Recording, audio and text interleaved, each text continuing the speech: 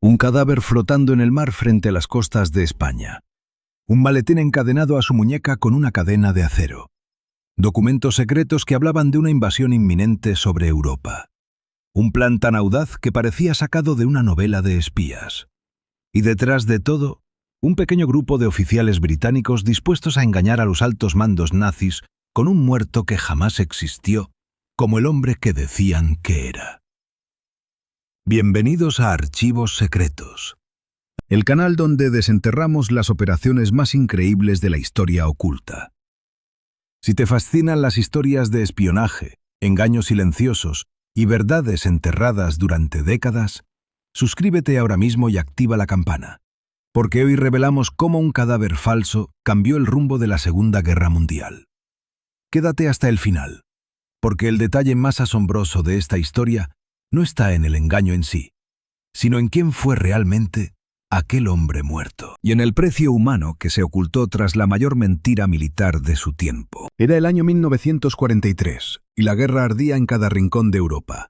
Los aliados acababan de expulsar a las fuerzas del eje del norte de África. El siguiente paso parecía evidente para cualquiera que mirara un mapa del Mediterráneo. La isla de Sicilia, ubicada justo entre África y el continente europeo, era la puerta natural hacia Italia. Todos lo sabían. Y ese era exactamente el problema que atormentaba a los estrategas británicos en Londres. Winston Churchill lo había resumido con una frase que se volvería célebre entre los planificadores militares. Cualquiera que no fuera un completo idiota sabría que el objetivo era Sicilia. Y precisamente por eso, el enemigo también lo sabría, y fortificaría la isla hasta convertirla en una fortaleza casi imposible de tomar, sin un baño de sangre. En una oficina discreta y llena de humo del almirantazgo británico, un pequeño grupo de hombres se enfrentaba a una pregunta desesperante. ¿Cómo se puede ocultar lo evidente? ¿Cómo se convence al enemigo de que no atacarás el lugar más obvio del mundo? La respuesta que idearon fue tan retorcida y brillante que aún hoy se estudia como una obra maestra del engaño militar. No intentarían esconder la invasión, porque eso era imposible. Harían algo mucho más audaz y arriesgado. Convencerían a los alemanes de que atacarían otro lugar completamente distinto, y lo harían usando la herramienta más improbable y macabra de todas. El cerebro detrás de esta idea era un abogado convertido en oficial de inteligencia naval. Su nombre era Ewen Montagu, un hombre de mente aguda y humor sombrío. Trabajaba en un comité secreto dedicado a la guerra del engaño, un mundo de sombras donde la mentira era el arma principal. Junto a su colega Charles Chomley, había estado dándole vueltas a una idea que parecía sacada de una pesadilla. ¿Y si dejaban que los alemanes encontraran documentos falsos por su cuenta? ¿Y si esos documentos llegaran a sus manos de una forma tan natural que jamás despertara la menor sospecha? La belleza del plan estaba en que el enemigo creería haber descubierto el secreto por su propio ingenio. Un hombre siempre confía más en lo que cree haber hallado por sí mismo que en lo que otro le entrega con demasiada facilidad. Montagu conocía esa debilidad de la mente humana y pensaba explotarla sin piedad.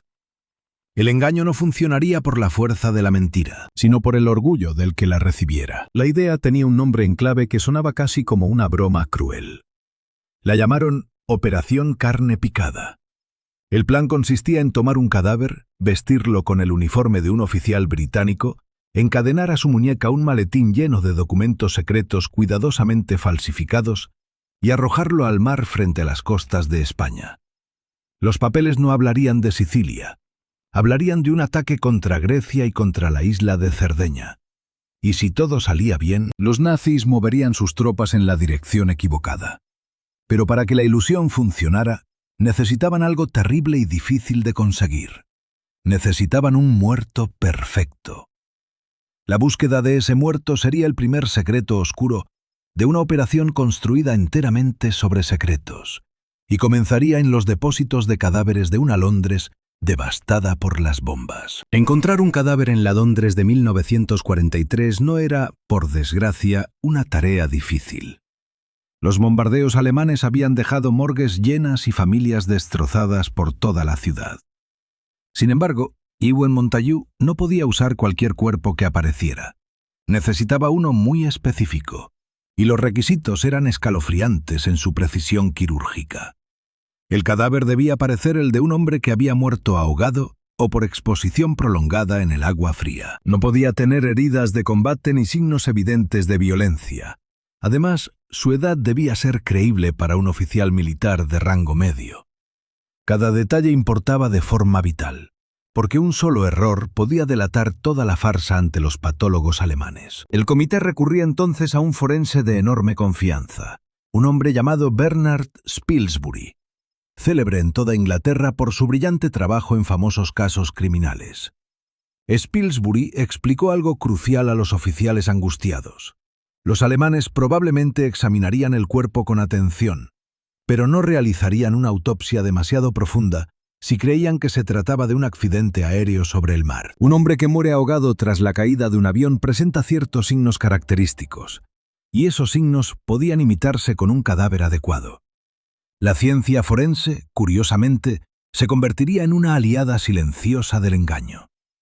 El forense les aseguró que ningún patólogo español ni alemán querría manipular demasiado un cuerpo en avanzada descomposición. La tarea de encontrar el cuerpo adecuado recayó sobre los hombros del propio Montagu y de un forense colaborador de los tribunales de Londres.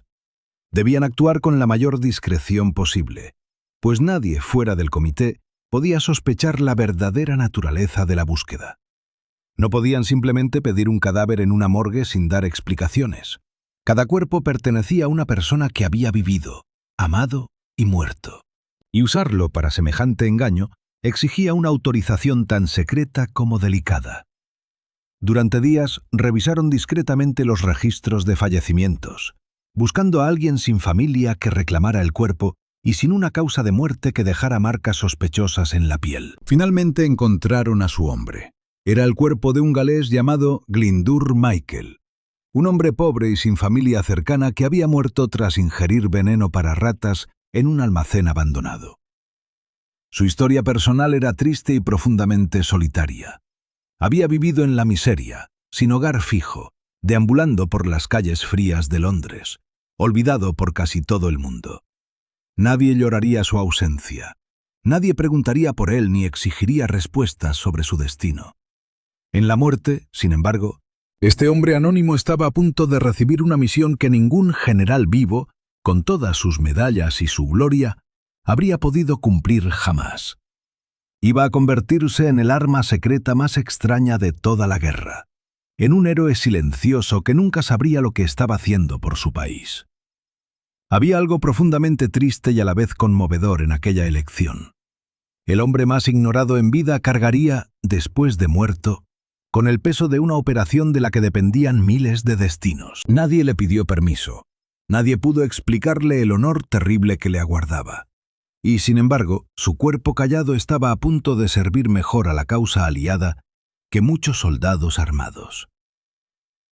Montagu, un hombre práctico y de humor negro, sintió no obstante el peso moral de lo que hacían con aquel desconocido. Pero un cadáver por sí solo no basta para engañar a los servicios de inteligencia más peligrosos del mundo.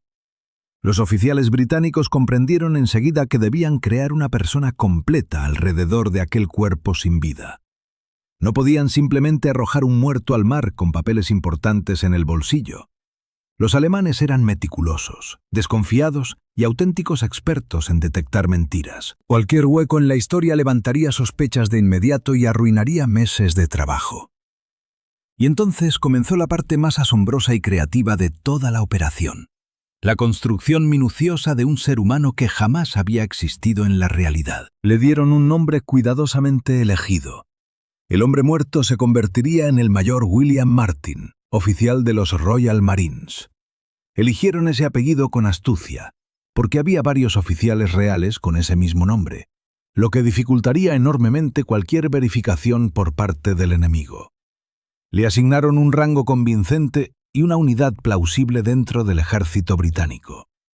Pero un nombre y un rango no eran suficientes para dar vida a un fantasma. Un hombre real tiene una vida cotidiana, tiene recuerdos, tiene deudas, tiene personas que lo aman y lo esperan.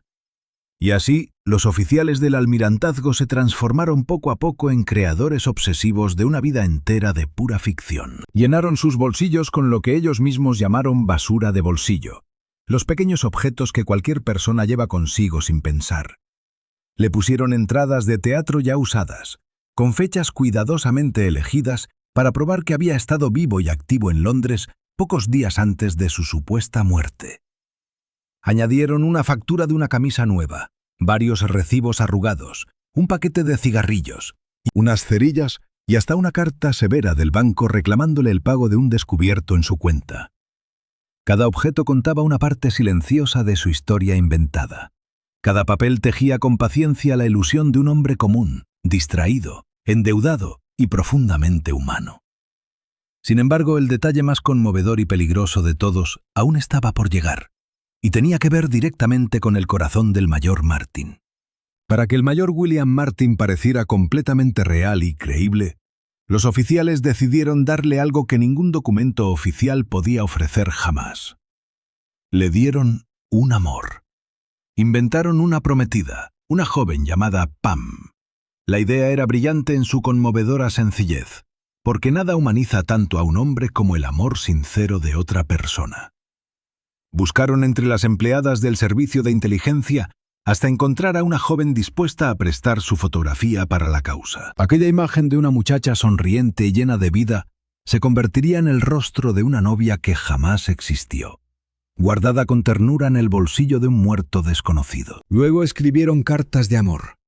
Fueron 2 cartas apasionadas, redactadas con enorme ternura y ansiedad, tal como las escribiría una joven enamorada y temerosa de perder a su prometido en la guerra. Las cartas hablaban de planes de boda, de añoranza dolorosa y de un miedo constante al futuro incierto. Fueron escritas con tal delicadeza y naturalidad que resultaba casi imposible no creer en ellas. También añadieron el recibo de un anillo de compromiso, un objeto caro que probaba el amor reciente y verdadero de la pareja. Cada detalle estaba pensado para tocar el corazón de quien encontrara el cuerpo, incluso el corazón endurecido de un enemigo entrenado para desconfiar de todo. Los oficiales comprendieron algo esencial sobre la psicología del espía. Un analista frío puede detectar una mentira lógica, pero rara vez sospecha de la ternura. El amor no se falsifica con facilidad, pensarían los alemanes, y por eso creerían en Pam sin dudarlo. Aquella joven inventada, con su letra nerviosa y sus reproches cariñosos, se convertiría en la mejor coartada de todas. La emoción sería el escudo perfecto que protegería la gran mentira militar escondida en el maletín. Mientras tanto, el equipo preparaba con esmero el elemento central de toda la operación: los documentos falsos que debían engañar a los generales alemanes. Estos papeles no podían ser simples órdenes militares selladas, porque una orden robada tan importante levantaría sospechas de inmediato. En su lugar, redactaron una carta personal entre 2 altos mandos británicos reales y conocidos. Una carta informal, escrita entre camaradas de confianza, que mencionaba de pasada los verdaderos planes de invasión. El truco psicológico era genial en su sutileza, una información filtrada por accidente, en una charla amistosa entre oficiales. Siempre parece mucho más verdadera que un documento oficial capturado en combate. La carta insinuaba con habilidad que el verdadero objetivo aliado no era Sicilia, sino Grecia y la isla de Cerdeña. Sicilia se mencionaba solamente como una distracción, como un señuelo diseñado para confundir y despistar al enemigo. En otras palabras, la operación buscaba convencer a los alemanes de que la invasión evidente era en realidad la falsa, y que el ataque verdadero vendría por un flanco totalmente distinto. Era una mentira envuelta cuidadosamente dentro de otra mentira. Un laberinto de engaños diseñado para volver locos a los mejores analistas de inteligencia del Tercer Reich. Cada capa de la ilusión reforzaba a la siguiente. Cada palabra de aquella carta fue medida con obsesión enfermiza. El tono debía sonar completamente natural, con bromas ligeras entre oficiales y quejas cotidianas sobre la guerra y el clima. No podía parecer demasiado conveniente ni demasiado perfecto en su contenido. Los hombres del comité sabían muy bien que los alemanes buscarían con lupa cualquier señal de fabricación. Un exceso de claridad sería tan sospechoso como un error evidente en las fechas. Y así, durante semanas enteras, pulieron cada frase, debatieron cada coma y ensayaron cada matiz de aquella correspondencia mortal. Guardaron todos los documentos dentro de un maletín negro de cuero, y ahora faltaba resolver cómo llevar al mayor Martin hasta el mar sin que nadie descubriera jamás el secreto. El cuerpo del hombre, que ahora se llamaba Mayor William Martin, fue conservado con sumo cuidado en hielo seco. Debía mantenerse en un estado que permitiera creer que llevaba apenas unos pocos días muerto, flotando en el agua. El equipo colocó el cadáver dentro de un contenedor especial de metal, sellado herméticamente y lleno de hielo seco, para retrasar la descomposición durante el largo viaje. Aquel contenedor recibió una etiqueta deliberadamente engañosa. Decía que transportaba instrumentos meteorológicos delicados y frágiles para que nadie sintiera la menor curiosidad por su contenido mientras cruzaba media Inglaterra rumbo a la costa. El plan requería un submarino para la fase final. La Marina Británica asignó el submarino Seraph para la misión, comandado por un joven y muy capaz oficial llamado Bill Jewell. El comandante Jewell fue informado apenas de lo estrictamente necesario para cumplir su tarea. Su tripulación completa no debía conocer la verdad, porque cada persona que supiera el secreto representaba un riesgo adicional de filtración fatal. Solo Jewell y unos pocos hombres de confianza sabrían que aquel contenedor sellado guardaba, en realidad, a un ser humano muerto destinado a engañar a todo un imperio. Para el resto de la tripulación era simplemente un extraño encargo del alto mando que no debían cuestionar. El submarino zarpó en silencio rumbo a las costas del sur de España, cerca del humilde pueblo pesquero de Huelva. Se eligió aquel lugar por una razón muy calculada y astuta. España era oficialmente un país neutral en la guerra, pero su gobierno simpatizaba abiertamente con la Alemania nazi. Los británicos sabían con certeza que en Huelva operaba un agente alemán muy activo y sumamente eficiente. Estaban casi seguros de que cualquier documento importante que cayera en manos españolas terminaría, tarde o temprano, siendo compartido discretamente con la inteligencia alemana.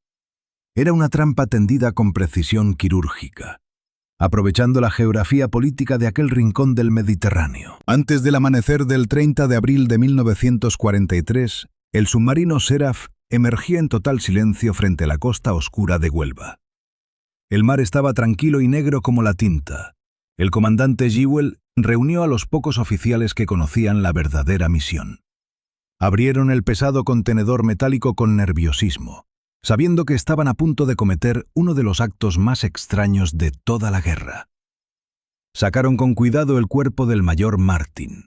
Le ajustaron el chaleco salvavidas alrededor del pecho y comprobaron una vez más que el maletín estuviera bien sujeto a la muñeca. El pulso de aquellos hombres se aceleraba en la oscuridad.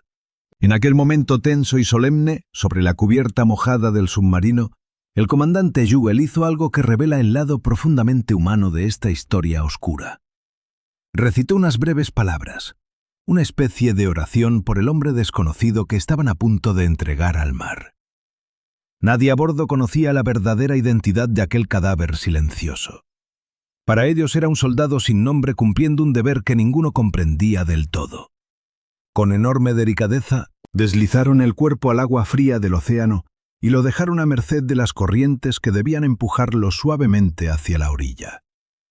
El submarino se sumergió de nuevo y desapareció bajo las olas, dejando atrás al mayor William Martin flotando solo en la inmensidad del mar. Ahora todo dependía del azar, de las mareas caprichosas y de la naturaleza humana. Los oficiales en Londres solo podían esperar y rezar para que un pescador español encontrara pronto el cuerpo. Todo su trabajo meticuloso, todas las cartas de amor y los documentos falsos cuidadosamente redactados, quedaban ahora en manos del destino y de la suerte. Y el destino, aquella misma madrugada gris, estaba a punto de poner en marcha la mayor mentira de la guerra. Pocas horas después, un pescador español que faenaba cerca de la costa divisó algo extraño flotando entre las olas del amanecer. Al acercarse con su pequeña barca, el pescador descubrió con horror el cuerpo de un hombre uniformado, hinchado por el agua salada y completamente sin vida. Sin comprender la magnitud de su hallazgo, remolcó el cadáver hasta la orilla y dio aviso de inmediato a las autoridades locales del pueblo. Sin saberlo en absoluto, aquel humilde hombre de mar acababa de convertirse en la primera pieza de un engaño colosal que se extendería hasta los despachos más altos de Berlín. La trampa británica comenzaba a cerrarse exactamente como lo habían planeado durante meses. El plan cobraba vida en la playa de Huelva. Las autoridades españolas recuperaron el cuerpo y el misterioso maletín negro encadenado a la gabardina del muerto. El hallazgo generó una enorme expectación entre los oficiales locales, que comprendieron enseguida la gran importancia de aquellos documentos militares británicos. Como buenos aliados secretos de Alemania, no tardaron demasiado en informar a los contactos germanos de la región. El agente alemán en la zona, un hombre eficiente, paciente y astuto, se enteró rápidamente de que había caído del cielo una oportunidad de oro. Un oficial británico muerto llevaba consigo papeles que podían revelar los planes más secretos de los aliados. Aquello parecía demasiado bueno para ser verdad, aunque nadie sospechó la ironía escondida en ese pensamiento. Sin embargo, los británicos habían previsto con genialidad incluso este delicado momento. Para no levantar la menor sospecha, actuaron exactamente como lo haría un país que ha perdido documentos valiosos por un desafortunado accidente. El agregado naval británico en España comenzó a presionar a las autoridades españolas con urgencia y aparente desesperación. Exigía la devolución inmediata del cuerpo y de todas sus pertenencias personales, insistiendo en que se trataba de un asunto sumamente delicado y confidencial. Esta presión fingida era, en realidad, otra capa más del elaborado engaño. Si los británicos parecían tan angustiados por recuperar aquellos papeles, entonces esos papeles debían contener secretos genuinos y valiosísimos que el enemigo debía apresurarse en leer. Mientras tanto, los españoles simpatizantes del Eje hicieron precisamente lo que Londres había anticipado. Antes de devolver el maletín, permitieron discretamente que los alemanes examinaran su contenido a fondo. Con enorme cuidado y usando técnicas avanzadas de espionaje, abrieron los sobres sellados sin romperlos. Leyeron cada línea de las cartas. Las fotografiaron con paciencia y volvieron a cerrarlas para que pareciera que nadie las había tocado jamás. Creían firmemente estar robando información secreta sin dejar el menor rastro.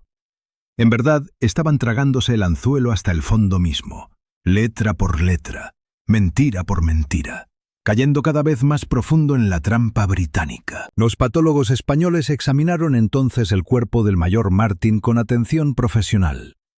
Concluyeron que el hombre había muerto ahogado tras varios días flotando en el agua, justo como los británicos habían planeado con la ayuda del forense Spilsbury. La avanzada descomposición del cadáver desalentó cualquier examen demasiado profundo o invasivo.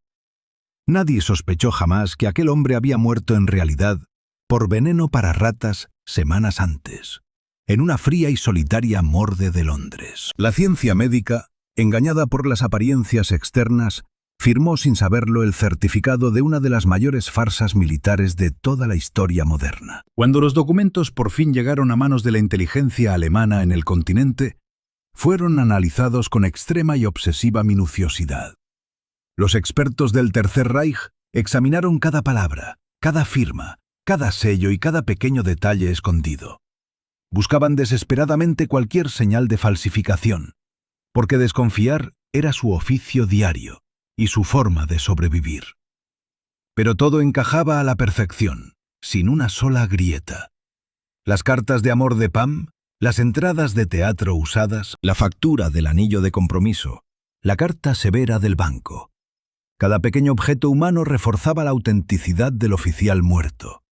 La mentira era tan completa y estaba tan llena de vida que ni siquiera los cazadores de espías más brillantes de Alemania pudieron detectar la costura invisible. Y así, poco a poco, la información falsa comenzó a ascender por la larga cadena de mando alemana, viajando desde un modesto pueblo pesquero español hasta los escritorios de los generales más poderosos del Reich. El anzuelo estaba clavado profundamente. Ahora solo faltaba ver si los peces más grandes de todos, aquellos que decidían el destino de millones, morderían la carnada envenenada. La suerte del Mediterráneo pendía de un hilo tejido con mentiras. Los documentos falsos ascendieron rápidamente por la jerarquía militar alemana hasta alcanzar el máximo nivel del poder absoluto. Los analistas de inteligencia del Tercer Reich prepararon informes detallados basándose enteramente en las cartas encontradas en el cuerpo del mayor Martin. Sus conclusiones eran alarmantes para el alto mando alemán. Según los papeles, los aliados planeaban invadir Grecia y la isla de Cerdeña con todas sus fuerzas. Sicilia, aquel objetivo tan evidente para cualquier estratega, era supuestamente solo una cortina de humo, destinada a distraer y confundir a las fuerzas del eje. El engaño británico había funcionado a la perfección en cada uno de sus niveles. Los alemanes creyeron exactamente lo que Londres quería que creyeran, ni más ni menos. La información llegó incluso hasta Adolf Hitler en persona. El líder nazi, convencido por completo por la aparente autenticidad de aquellos documentos, ordenó reforzar de inmediato las defensas en los lugares equivocados. Se enviaron divisiones enteras hacia Grecia. Se trasladaron tropas, tanques y equipos pesados hacia Cerdeña. Se desplegaron fuerzas navales para proteger regiones costeras que jamás serían atacadas por nadie. Uno de los comandantes más temidos y capaces de Alemania, el mariscal Erwin Rommel, fue enviado a Grecia para supervisar personalmente la defensa contra una invasión que nunca llegaría a ocurrir. Todo el poderoso aparato militar del Reich se movió obedeciendo, sin saberlo, las órdenes silenciosas de un muerto. Mientras tanto, en Londres, Ewen Montagu y su reducido equipo esperaban con el corazón en un puño. No sabían aún si el arriesgado engaño había tenido éxito. Trabajaban prácticamente a ciegas, dependiendo de fragmentos dispersos de información interceptada al enemigo. Y entonces, por fin, llegó la señal que tanto habían anhelado durante semanas de angustia. Gracias al desciframiento de los códigos secretos alemanes en el centro de Bletchley Park, los británicos pudieron leer los mensajes internos del enemigo. Los mensajes confirmaban lo increíble y lo esperado a la vez. Los alemanes habían creído la historia por completo, sin la menor duda. Se enviaron señales de felicitación por lo alto entre los oficiales del comité, y el mismo Winston Churchill recibió un telegrama con una frase que se volvería memorable. La carne picada se ha tragado entera. Aquellas pocas palabras encerraban meses de trabajo, de tensión y de riesgo. El primer ministro, que había seguido de cerca la operación desde su despacho, comprendió al instante lo que significaban. El plan más extraño de la guerra había funcionado. Un hombre muerto y sin nombre había engañado a los generales más poderosos del planeta.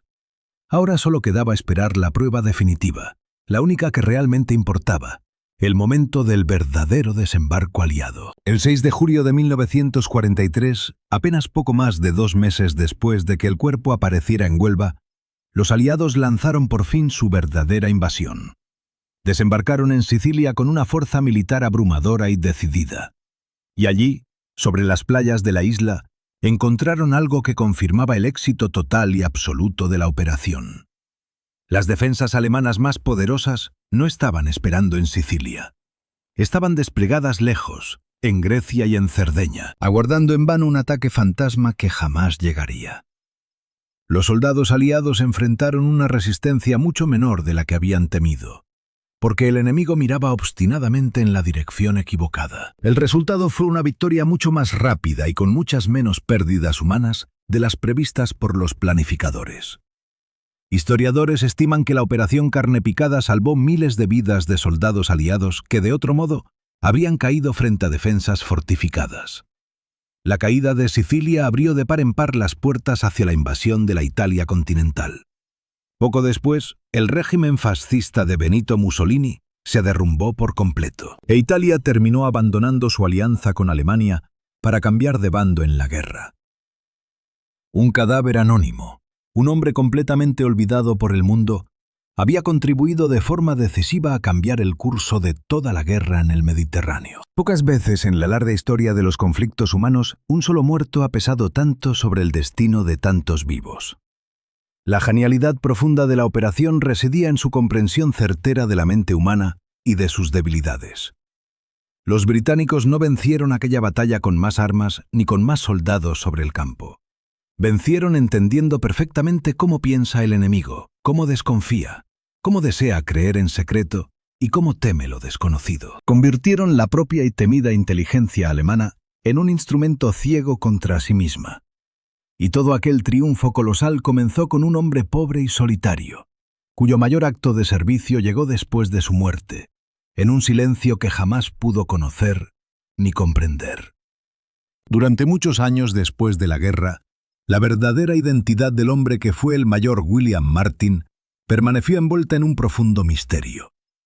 El secreto de la Operación Carne Picada se mantuvo celosamente guardado bajo llave, y el mundo solo llegó a conocer una versión parcial e incompleta de la historia.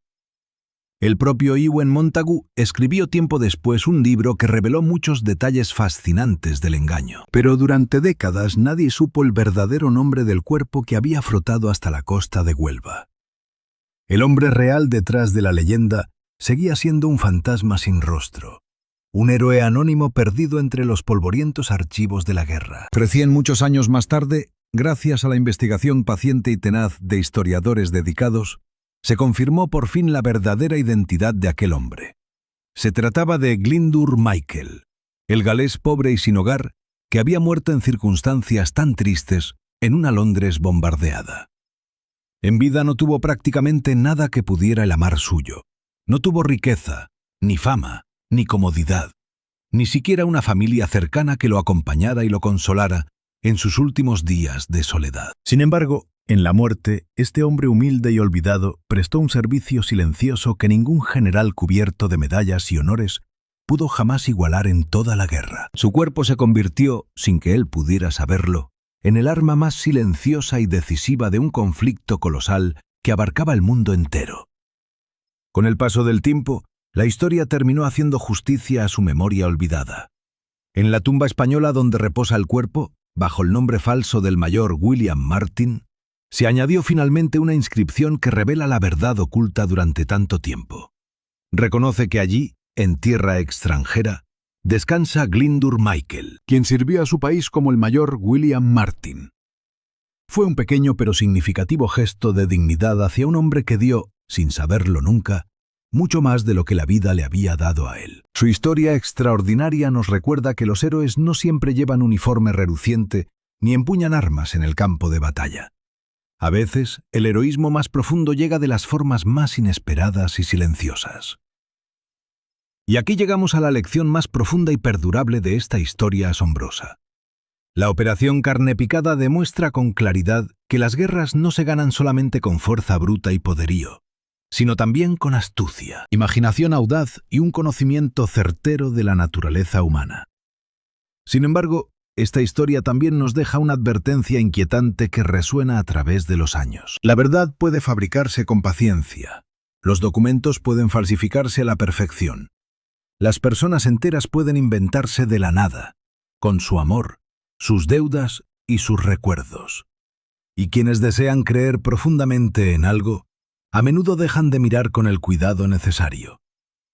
Los brillantes analistas alemanes fallaron no por falta de inteligencia ni de experiencia, sino porque la mentira les ofrecía exactamente lo que ellos esperaban y querían encontrar. Vieron confirmados sus propios temores, y esa confirmación les cegó por completo la razón. Después de todo, el engaño más eficaz siempre se disfraza de aquello que ya sospechábamos. En un mundo donde la información viaja hoy más rápido que nunca, esta vieja historia de espías y cadáveres cobra un significado sorprendentemente actual y urgente. Debemos aprender a cuestionar con serenidad lo que nos parece demasiado conveniente, a dudar con calma de aquello que confirma perfectamente nuestros temores o deseos más profundos. Porque el engaño más peligroso de todos no es el que nos obliga a creer por la fuerza, sino el que nos invita amablemente a creer aquello que ya queríamos aceptar. El mayor Martin nunca existió como hombre real, y aún así engañó a un imperio entero. Su silenciosa lección permanece viva. Finalmente, y por encima de todo, recordemos con respeto a Glyndŵr Michael, el hombre olvidado que se convirtió en leyenda inmortal. Que su descanso eterno sea sereno y apacible, y que su extraña y silenciosa gloria nos recuerde siempre el valor oculto que habita en cada vida humana, por humilde y pobre que parezca ante los ojos del mundo. Gracias de todo corazón por acompañarnos hasta el final en este viaje por los archivos secretos de la historia. Si esta historia te ha conmovido, sorprendido o hecho pensar, déjanos un comentario contando qué fue lo que más te impactó de todo. Comparte este vídeo con alguien que ame los grandes misterios de la guerra. Y si aún no formas parte de nuestra comunidad, suscríbete ahora y toca la campana para no perderte lo que viene. Nos reencontraremos muy pronto, en un nuevo episodio, para desenterrar juntos otro secreto que el tiempo intentó ocultar. Hasta entonces, cuídate mucho y sigue buscando siempre la verdad. Esta historia se ha narrado con fines exclusivamente informativos, educativos y de archivo histórico. Honramos con sinceridad la memoria de Glyndŵr Michael y de todos los hombres y mujeres cuyas vidas fueron marcadas para siempre por la guerra, reafirmando el valor perdurable de la verdad, la legalidad y la dignidad humana. Este contenido no glorifica en modo alguno la violencia ni el conflicto armado, sino que busca comprender las difíciles lecciones que nos deja el pasado. Queda prohibida su reutilización para propaganda, distorsión de los hechos o cualquier uso indebido. Recordar con respeto es, después de todo, una forma sencilla y noble de rendir homenaje.